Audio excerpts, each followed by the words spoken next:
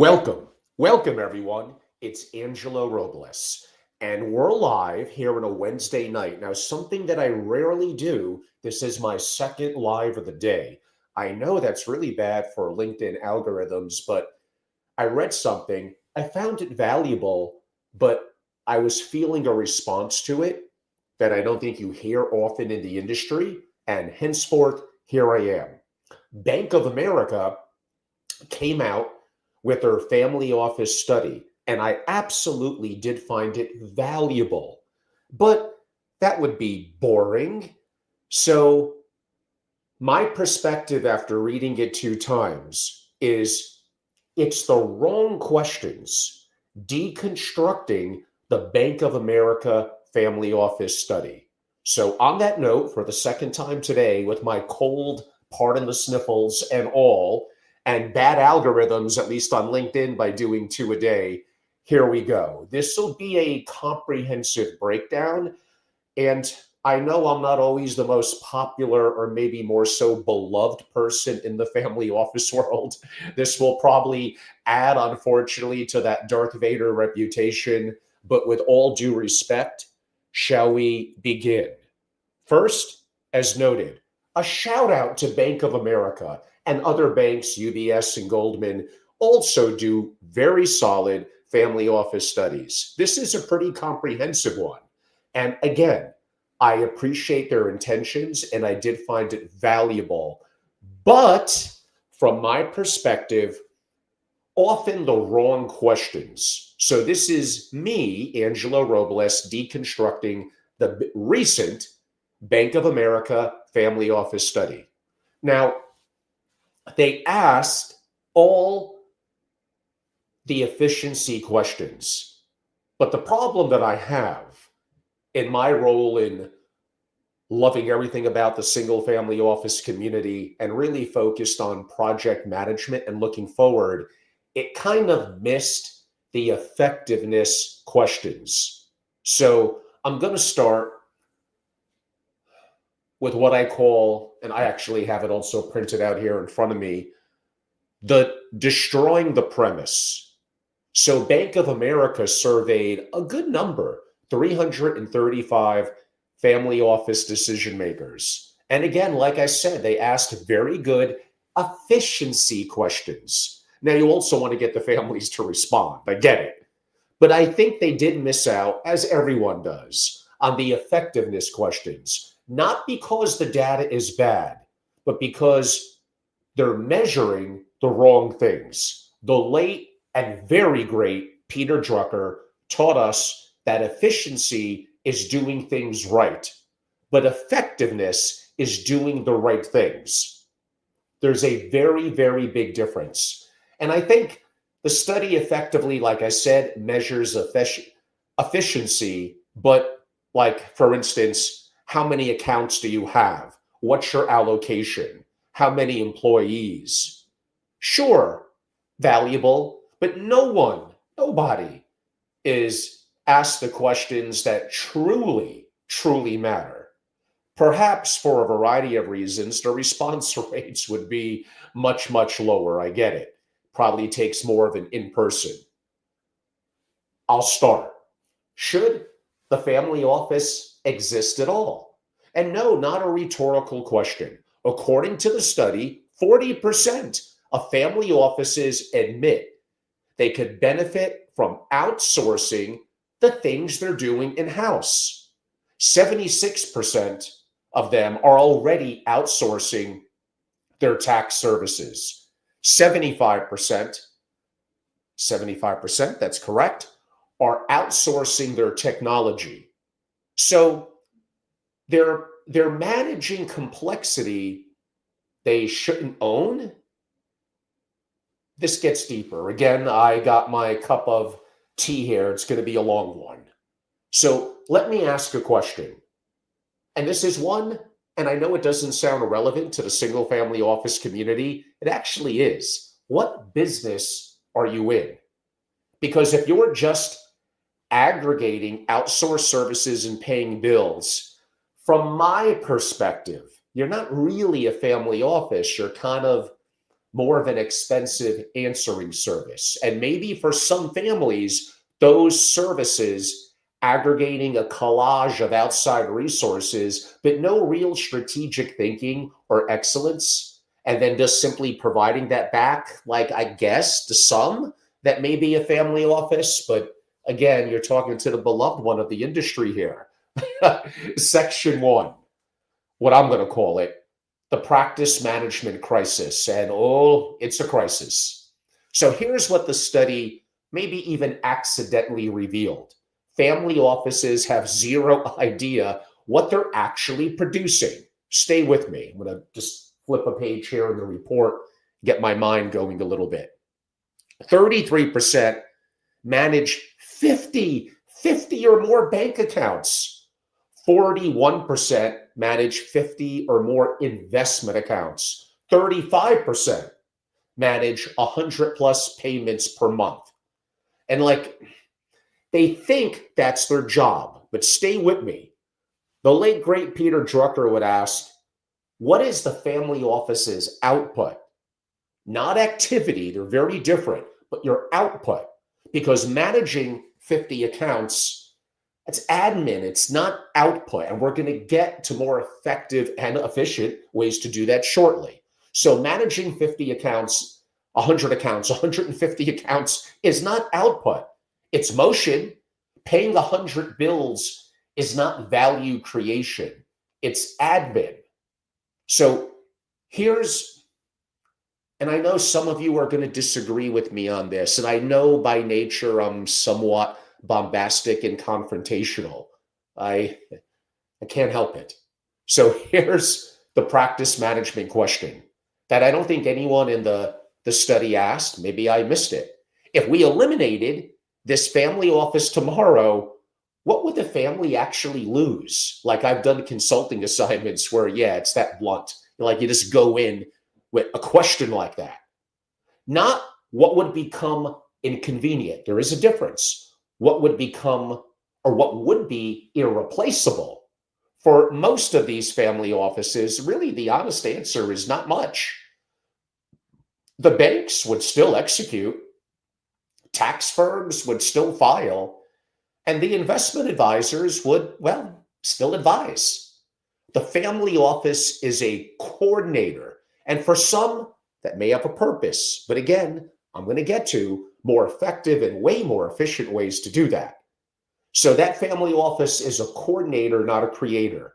And coordination, now here we go, is the first thing that AI commoditizes. And there's one thing in the practice management. One thing in the family office I do know in today's world, because I live and breathe it, feels like 168 hours a week, that is right now AI implementation. So here's the real question. If your family office is your family office, and I know you're going to think this doesn't quite apply to an SFO, but stay with me. Is your family office a profit center or a cost center pretending to be strategic? Because the study shows a lot of family offices were a part of it, that family offices are spending millions to do things that could be, well, I'm going to go with outsourced for less, could definitely be automated with AI, don't require deep strategic thinking or institutional value, and add latency instead of value. That is not effectiveness. That's organizational vanity. So my section 2, deadly questions. We're going to go a little deep here, and I've done this before with my members and consulting assignments. 5 questions to diagnose kind of organizational health. And what I did was I ran this filter. I had a busy last 6 hours. I ran this filter on the Bank of America data. So kind of the question 1, what is our mission? The study says that 40% of family offices were created to collectively oversee wealth. That's not a mission. That's tautology, sure. We exist to do the thing we do. Now, again, hearkening my best Peter Drucker, a mission must define contribution, not function. The families that survive transitions aren't the ones, this kind of has been proven, aren't the ones who oversee wealth. They're the ones who answer, what is this wealth for? And here's also what the study revealed. Only 7% of family offices were created to support a specific mission, a legacy, or even philanthropy. The other 93% exist really kind of more so for oversight. Again, is that really intent? Is that purpose? Is that mission? That's paperwork with a budget, is what it is. The question two, who is our customer? Hold on. Most family offices would say a family. Well, it does depend, but they might be wrong because the principals are not customers. They're really more shareholders. Think about it. Depending on the family, the actual customer is the next generation's ability to deploy capital and legacy effectively. Maybe a little bit more directly, it's whoever needs to be served within the family. So in my example, though, you may not be serving today's principals. You're really serving a 40, a 50, 100-year continuity of decision-making capability. That's the key there.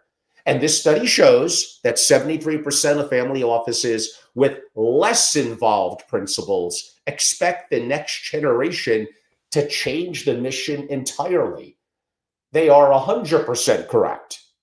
That means, could I argue that the family office failed really its actual customer in my example?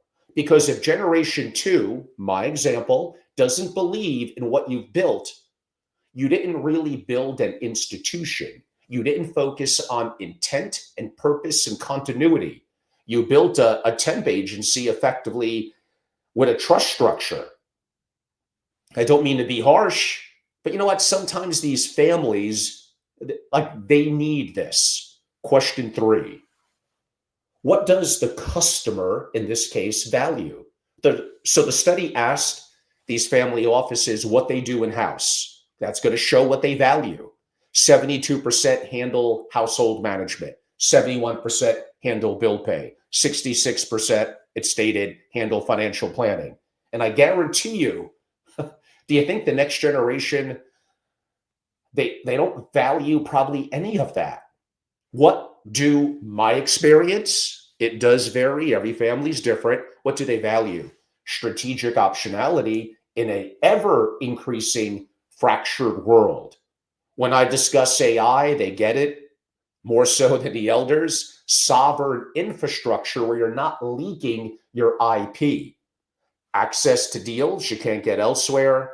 Education that could help to make them through capacity and capability anti-fragile.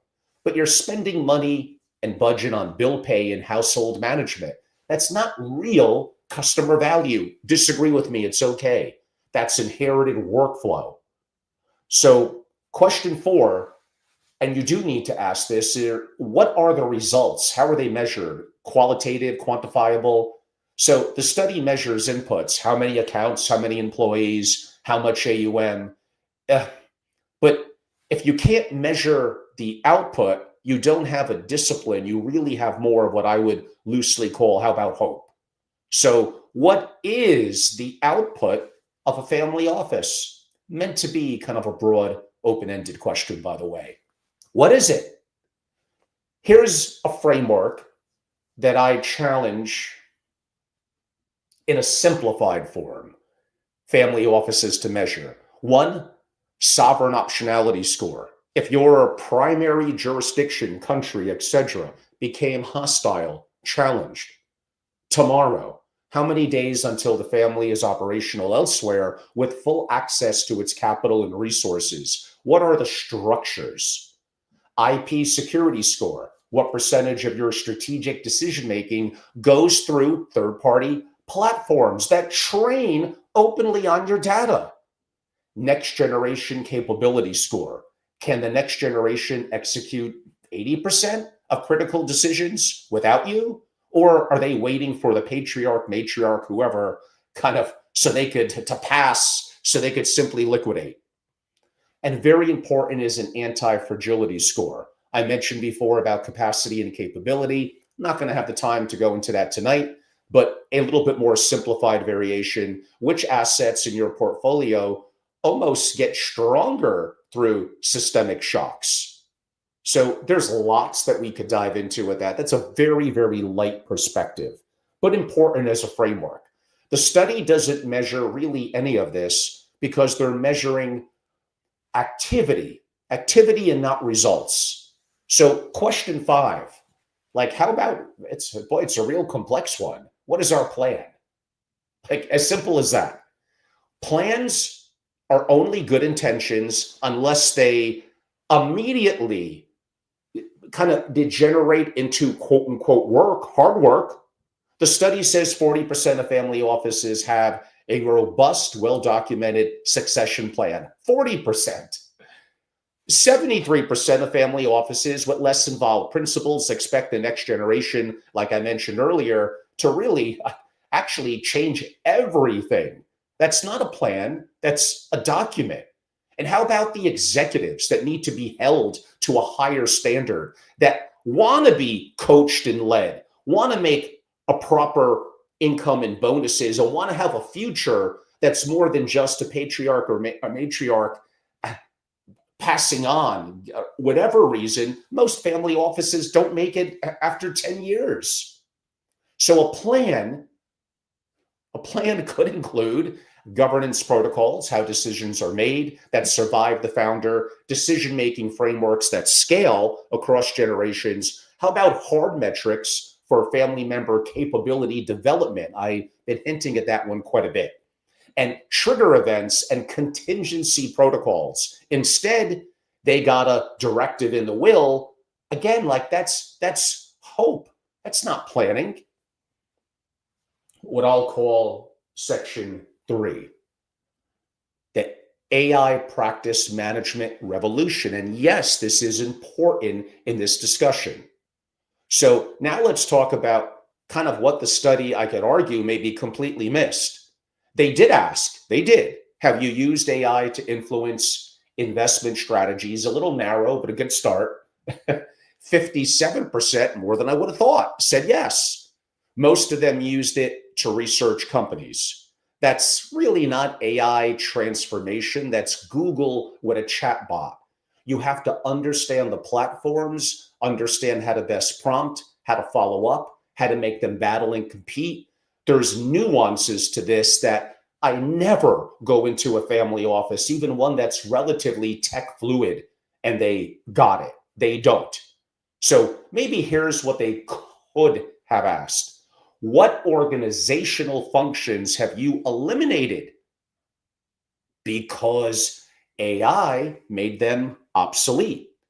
If AI can do it faster, cheaper, and more accurately than your team, and you're still paying people to do it, you may be choosing inefficiency. Now, I would rather work with your existing team. They could do more, better, and faster by implementing relatively pretty effectively. I do it all the time, AI. So maybe what I would teach family offices is AI, it can, yeah, sure, it can augment the current family office, but in many ways, it makes how you're doing it currently, relatively in today's world even, let alone a year from now, obsolete. The study shows family offices use an average of 2 wealth management platforms, and their number one complaint was platform integration. Again, that's really a practice management failure. You don't need, per se, better integration. You need to ask, why do we have platforms that kind of don't talk to each other? And 2, to maybe 3, 4, 5, and multiple. I mentioned how many bank and investments accounts a lot of the families have. So you're hiring vendors for features, not for architecture. That's bad. You built a technology stack kind of like you built often the family office by accretion, not really by design. So more of integrating in the reality of how the world is going. And me going out to Silicon Valley and knowing some interesting people and what they're doing in their family office, and even what I'm seeing in London and other parts of the world, they're getting better. So here's more of an AI native approach. Every function in your family office should answer kind of one question to kind of review. Can AI and an integrated AI agent or agents do it autonomously, 24/7, 168 hours a week? Bill payment, sure. Capital calls, yes. Portfolio rebalancing, usually. Tax optimization, scenario planning, strategic modeling, liquid forecasting, even governance documents, kind of yes and yes and yes. Yet the study shows that 76% of family offices think automation is important for cash forecasting, and it is, but only a fraction have actually automated it. Then you kind of have to begin, I would ask, why? Probably because they're stuck, and from my experiences, in an efficiency trap. We do this process really well with our current team, I'll hear.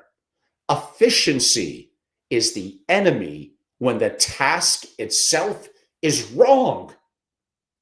You've optimized a process that probably shouldn't even exist. Oh, there's so much more I could do on that one, but it's getting a little late. You've optimized. There is another topic I did want to talk about within this. I heard Eric Schmidt, who I'm a huge fan of. I heard him on a podcast, and he talked about killing the glue. So his core insight destroys kind of much of, even in the Bank of America study that celebrates. And I know we'll blame Eric Schmidt, not Angelo, on this one. Eric Schmidt calls them glue people. Nice, well-meaning people whose job is to facilitate communication between, two or more people. He says, it's kind of been my experience. It's just, I don't know, politically incorrect to say. He says they're the primary cause of organizational dysfunction. And many family offices are built on the so-called perspective of glue. The study specifically showed here that 62% of the offices have actually 10 or more employees. 25%, a good number, have 30 or more. I'd really want to understand what they're doing, the leadership, the culture, the coordination, the managing of relationships, because interfacing between the family and the advisors, is that kind of the glue? And I know that's what Eric Schmidt meant. So his rule, and I'm not saying I'm perfectly on board, but it's a good thought exercise. If their primary function is process management, not outcome production, they're glue. That's not necessarily good. Maybe for one or two. And I think, and I see it too, that family offices are drowning in it. You got the chief of staff who manages, I'll simplify it, the principal's calendar and schedule. Relationship managers, and you'll see those even in SFOs who interface with external advisors. Project managers even who coordinate initiatives. Go back and listen to my interview the prior summer with Nathan Troutman. The man goes into these gigantic 300 to 400 plus employee family offices, and like the worst people to deal with are going to be the HR department, but maybe another subject for a different time. None of them produce output from what I described. They manage people who maybe produce output, and every layer of glue adds latency. It adds slowness in communication, bureaucracy, additional systems, additional layers. That is not going to work in this world moving forward. The study shows that 79% of family offices say having family members in the office provides a direct line to the family's goals. But 61%, maybe honestly, it depends, say it complicates things. You know why? Because probably you hired glue to manage the family members. Instead of giving them more direct access to the work, you gave them the handlers. That's not governance. That really is more insulation. And that insulation, looking what I spoke about earlier, my Detroit paradox, what killed Detroit and Japan crushed it. That was a part of it.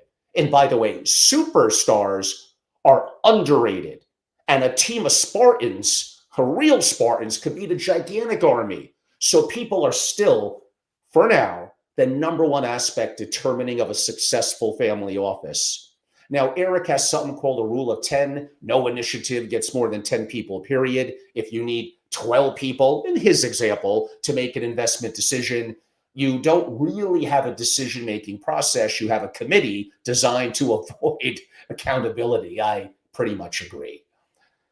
Back to what I said about direct access. The principal should be able to reach any subject matter expert in one step. If your, whatever, name an analyst can't get on your calendar without going through 3 people, you don't have a truly efficient, let alone more importantly, effective family office. You have a bureaucracy that happens to be privately held. And some of these in my first book, which is now woefully dated, was called Effective Family Office. Now, certain principles around governance, practice management, and other things, structure still apply, but that's why I got a slew of new books coming out early in 2026, mainly the 850 questions and checklist in the Family Office Playbook. So he also talks about, meaning Eric Schmidt, coach, don't command. Your job isn't to make all decisions. It's to develop successful decision makers. The study shows that 41% of family offices with fully involved principals start onboarding the next generation early. But what are they onboarding them into? If they're learning to only, how can I state this? Follow the process, you're really training more for compliance. If they're learning to question, like a young Angelo, every assumption, well, you'll probably get fired. But besides that, if you're learning to question every assumption, you're among the right process for training leadership.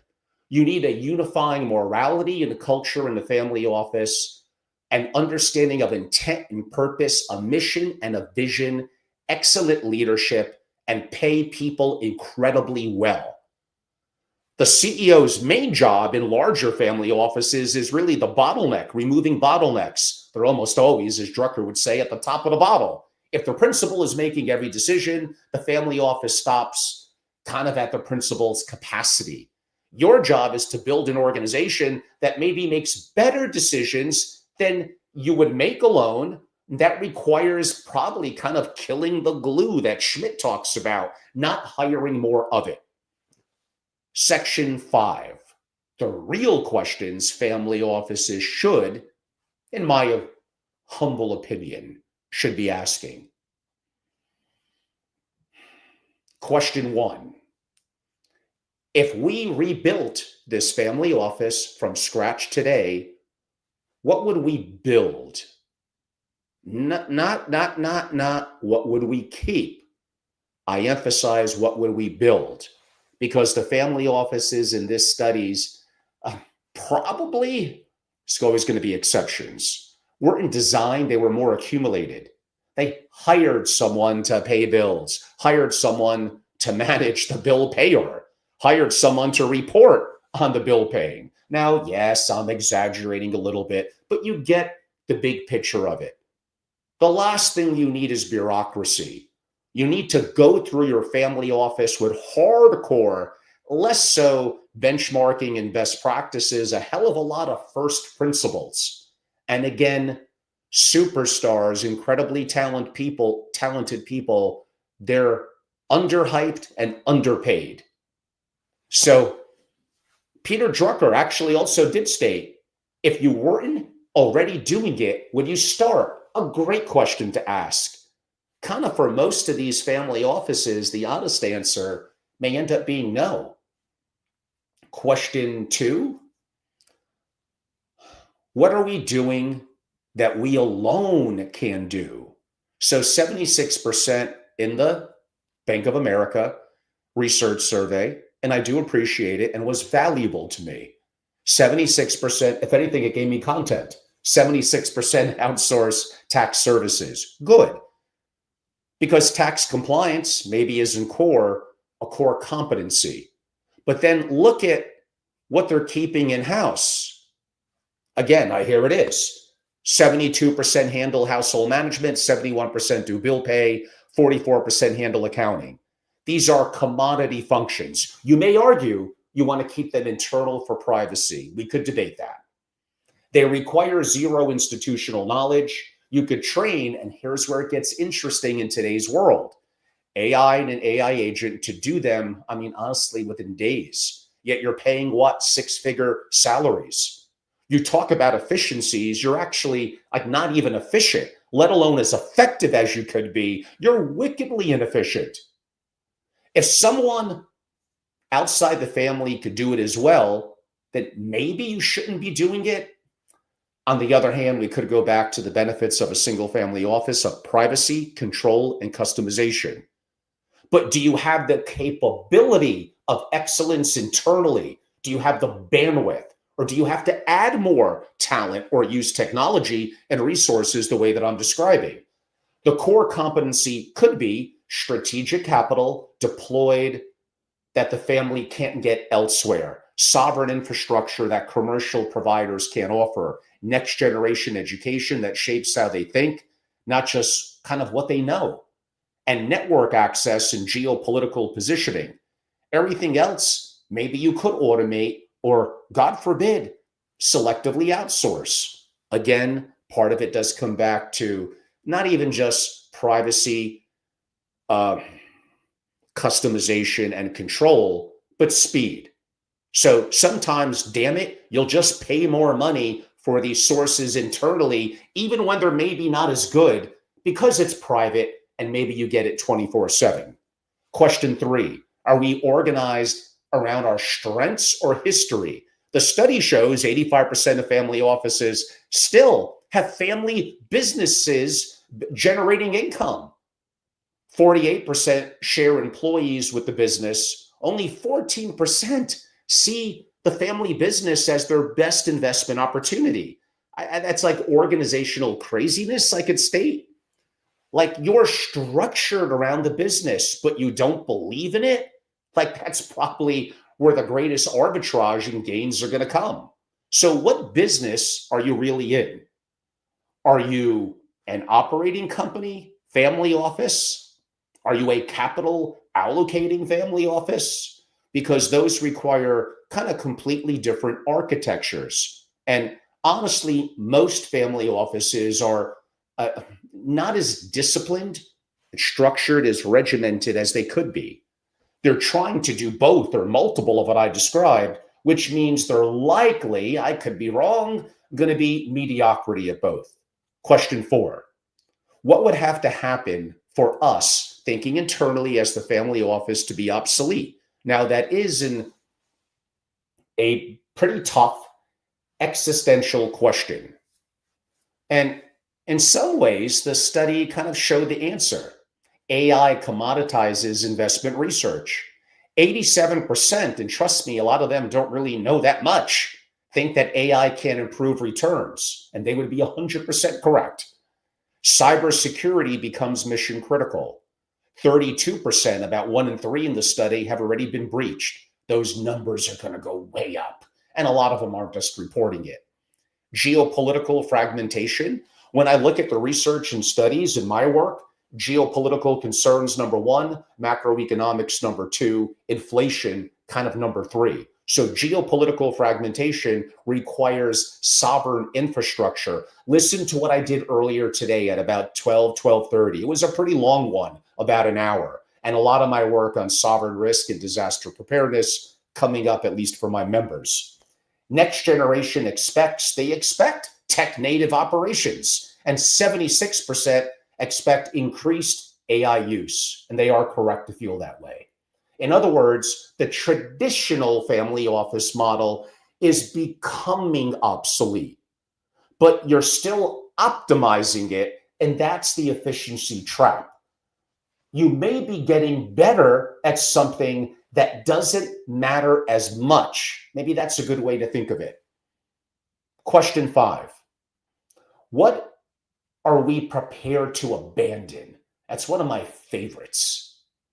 Peter Drucker said the greatest danger in times of turbulence is really not the turbulence itself, but acting with yesterday's logic. This study shows family offices, well, doing exactly that. 67% call themselves conservative while the world is fracturing. 42% avoid debt while sitting on liquid assets. 70% handle next generation in-house, meaning next generation education, while admitting they don't even know how to teach, especially the future.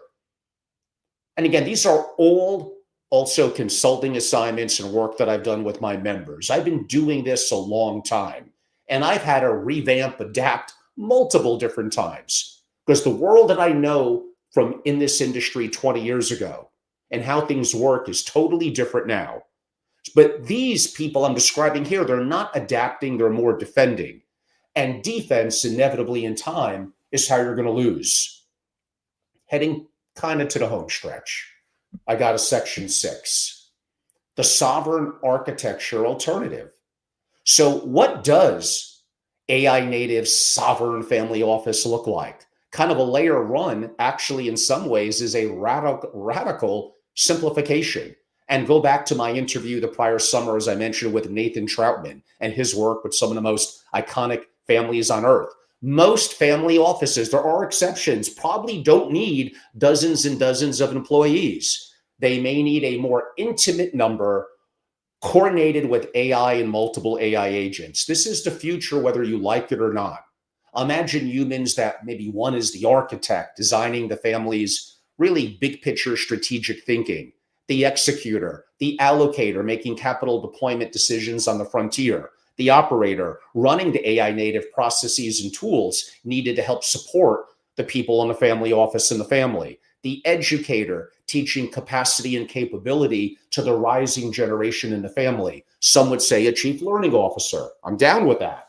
The connector maintains relationships and network access, kind of underrated, but one person to that, coordinated within the structure of a team, eliminating bureaucracy and the CEO's role besides strategic thinking and big decisions should come to them is basically, again, hire incredible people. Here's what incredible family offices do. I'll keep it really simple, and I could probably drop the mic. They hire brilliantly. How about that? Everything else replaced. AI agents for bill pay, accounting, reporting, outsource specialists for tax, legal, compliance, technology that you begin to own, that you don't share with other platforms. Others could sneak in on it. It gets leaked to the cloud. It's training the system. Like, you got to wake up to these things. A layer 2, more of a purpose architecture. Don't forget, culture eats strategy for breakfast. But culture does require mission clarity. The study showed that only 7% of family offices were founded with a clear mission beyond quote unquote wealth preservation. That's why 73% of family offices expect, as I said earlier, the next generation to change everything. Then what's going to happen to you and your job in a family office or advising a family office? This is what I'm trying to pound home. So there are alternatives. Every family's different. And my opinions on certain things here may vary and change in the coming weeks and months. So the family office needs more of a constitutional document that answers, why do we exist? And no, not just to preserve wealth. That's a means, not an end. What are we building? I don't know, a renewable energy portfolio, a media empire, a philanthropic dynasty. It's fine. Just understand what that goal, what that North Star is. Who are we serving? I don't know. The elders, this generation, a whole bunch of people. How are we identifying qualitatively and quantitatively? Are we doing a good job? What are the goals? Is there goals clarity? What will we never compromise on values? I don't know, maybe it's geography, industries, ethics. When do we sunset? Yeah, that's a weird one for SFOs. Under what conditions does the family office actually close? What's even a succession plan? If you can't define that, you may have created an immortal bureaucracy. And bureaucracies, don't forget, optimize for their own survival, not the mission. Layer 3, sovereign infrastructure. The study does show that 2/3 of family offices worry about AI threatening privacy. And I said 32%, about a third admitted, meaning there's way more, have been breached. And that's going to increase radically. We're going to do a lot on that for my members and at my programs in 2026. Only 53% feel knowledgeable about cyber threats. It should probably be a hell of a lot less. I don't think you're that knowledgeable about the cyber threats, especially what's coming enhanced by AI, deepfakes, and inevitably quantum. We'll save that for a different time. Now, again, as I said, they're still using commercial platforms. Imagine using an LLM. We'll pick on ChatGPT, it's a public platform. You're putting in your investment intellect, your questions, and it's feeding a system that bleeds your IP in the cloud. You're storing family data in systems you don't control. That's not a family office. That's a data farm for big tech. When you own gold, do you want to physically own it and store it and take responsibility and have no counterparty risk? Or do you, maybe you do just want to have it in an ETF. That's fine. They're two totally different things and serve a quasi different purpose. So a sovereign alternative has more closed loop AI systems, your models, your data, your infrastructure. Multi-LLM optimization, sure, competition between the models to avoid single point bias, how to make them battle, and when then to go more private and maybe a little more open in public. Zero trust architecture. Every access request is authenticated in real time. Geographic redundancy, critical systems replicated across multiple jurisdictions. Air-gapped operations, the most sensitive decisions. Never touching the internet. No, it's not paranoia. It's really good practice management. And the study does show when you get breached, 40% of those that have been breached and admitted it have moderate to extreme impact. That means most family offices are one phishing email away from catastrophic failure. Is this risk management? Or is it negligence effectively with a budget? And again, there's really smart bad guys and gals out there that are going to leverage AI 100 times more than you know. And again, new advancements, quantum and all that. This is a very, very dangerous time. In closing, kind of an ultimatum. Peter Drucker taught us that every organization, as I stated earlier, must answer one important question. If we did not already exist, would we, or maybe he said, would we create ourselves today? Maybe I'll be a little nicer and say how we and what would we do different. For most family offices in the study, the honest answer to Peter's question was probably no. They exist because they already exist. They have whatever 33 employees or whatever it is, 7 or 9. In my example of 30 employees, because they hired 29 before they may have realized that they needed 5. They manage 50, 100 plus accounts because nobody ever asked if they should, consolidate that. They pay often millions in inefficiencies and overhead because that's what wealth does. It creates complexity that often justifies itself. And the so-called experts add to that level of complexity to justify their purpose and their meaning and their pockets on your behalf. So here's what's coming. The next generation isn't going to be asking, how do we make this more efficient? I'd like to hope they're too smart for that. They're going to ask, why does this exist exactly? And if the answer is simply to preserve wealth, I don't think that's going to get it done. They may even say, sell it all, put it in an index fund, fire everyone, let's save millions of dollars, simplify my life, be liquid, and give me my share. I'm not saying I approve of that. I am the most biggest advocate in the world for the single family office, but we got to do better. Now, again, preservation itself is not really a purpose. The families that survive this transition are the ones that can answer, what are we building that matters more than the wealth itself? Not what are we preserving? The emphasis of what I said is what are we building? And again, I went back to understanding intent and purpose, having a mission, having a vision, understanding the goals, having some level of systems and standard operating procedures, having incredible people that are well paid in the family office, and augmenting it with incredible technology and the advancements in AI and AI agents. And please, as the CEO, remove the bottlenecks from your people so they could do an incredible job. If you can't answer that, you don't have a family office, you have more of a museum, an expensive hobby that's probably about to get liquidated and outdated. The Bank of America study, which was valuable for me, but it measures activity, and I'm asking you to measure purpose. They measured, which was valuable, how many accounts you have. I'm asking what you're using them like to build. They asked if you've tried AI. I'm asking if you eliminated what you could eliminate and become more effective and efficient utilizing AI. And right now, my God, 3 years from now, like, you better get on it now.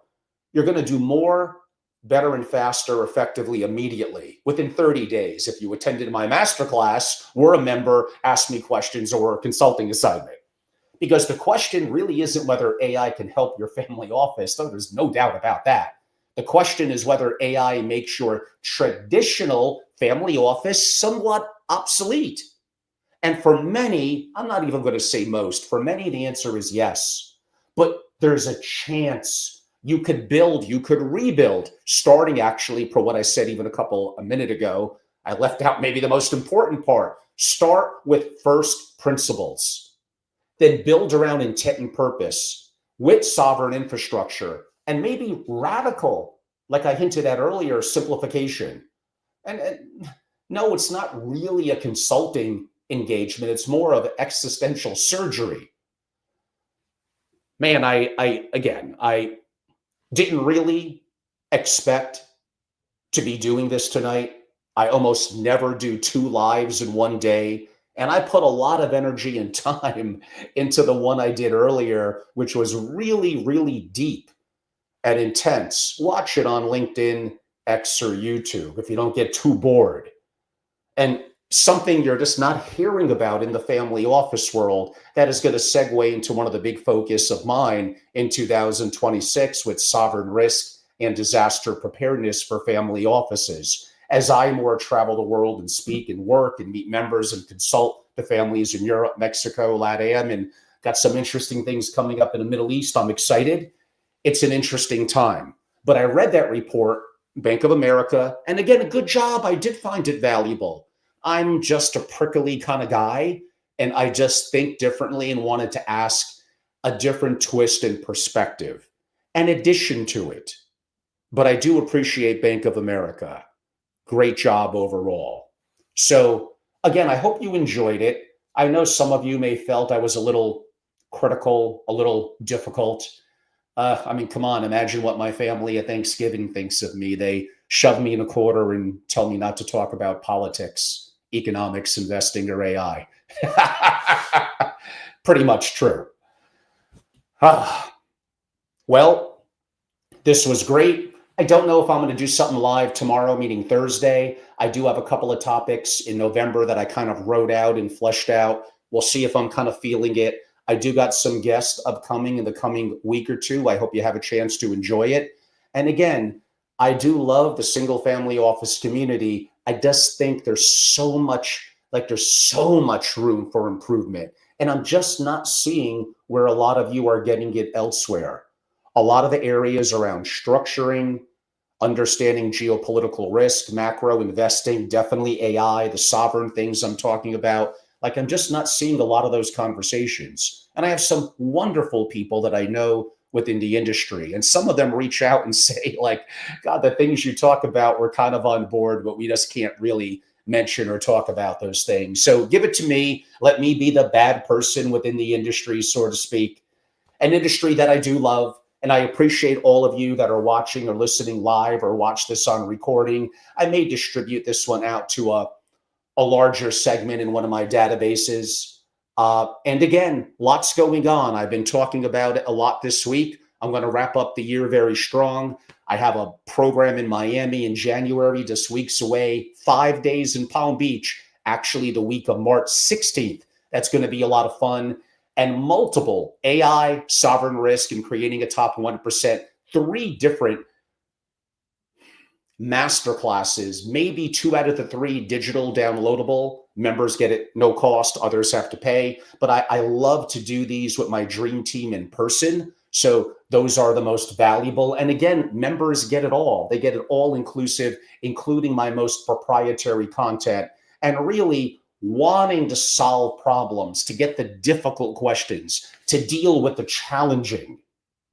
So you could go to angelorobles.com. You could learn more. It's easy to become a member, be a part of my private intelligence and strategy community. Yeah, it's not cheap, but you're part of an incredible community, incredible programming, peers, thought leaders, and unique content that I just know that no one is providing and living through within the family office community. There's some comments came in. Efficiency is a process. Effectiveness is an objective. If you're truly efficient, you are also effective by default. I may disagree, but actually nothing I love better than, one, me learning from you and others, and maybe having strong opinions but weakly held. We all get caught in echo chambers. We all fall prey to anchoring. And as someone who does active debates on geopolitical and other issues, I try to fight that so much. So Juan, share more. I want to learn. DM me, email me, share content, open up my mind to something that maybe I'm a little closed on. And I appreciate that. I appreciate all of you that comment, even some of the crazy comments that come in. YouTube is interesting.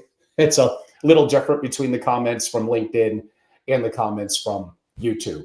But I do love you all on YouTube. Very appreciated. So again, I don't mean to criticize the Bank of America study. I appreciate they do it.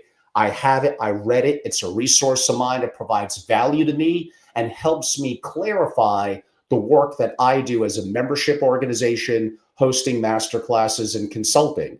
I'm just Angelo being Angelo. I look at things a little differently. I'm extremely first principles and practice management focused. And I'm just incredibly active, as you all know, in the world of AI. And I just see it already, let alone 6 months, 18 months, 3 years from now, doing incredible things, literally doing incredible things at the moment. Do more, better and faster, flat out, period. Go to angelorobles.com and learn more. Everyone, appreciate your time. Have a wonderful evening. If you're watching it live, you can all reach out to me, also email at angelo@angelorobles.com. A little bit unique tonight, a little bit of fire and passion. I hope you enjoyed it. Thank you all so much. Have a great evening.